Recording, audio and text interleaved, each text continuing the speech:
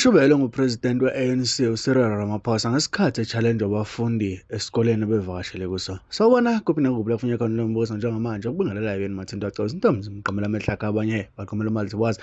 Ngakho ngabe usuku lakho lokuqala la ngicothanza kulungela press subscribe button ushare uphinde comment wenze sure ukuthi uyalike. Ungupresident we-ANC uCyril Ramaphosa njengoba ke esembangweni wakhe ke ne-MK abafundi abaningi bamchallengile baze bamtshela ukuthi cha thina ngeke sikwazi ukuvotela ungenze lutho njengoba omunye ethatha isibindi washo phambi kwakhe esiqwini samehlo ebukela futhi ke ubese enyabozela abafundi abaningi babe sebekhuza iwule emva kwenkulumo yalomfundi. Mntana sekhaya ngiyazi ukuthi sewujahe ukuzwa lenkulumo ngaphandle moshaka sakho ngicela nje show ukuthi uyalike uyasubscribe ukuze njalo masifaka ama video eze kwena nge3 bambana inkulumo ke yomfundi omunye obetshela uRamaphosa ukuthi akasebenze ukuze bezokwazi ukubemvotela angeke bekwazi ukumvotela njengamanje uma ngabe besasizwa ezinye iziphathimandla noma besasizwa abanye abaholi bawamanye amaqembu. Nayi video mlalelwami.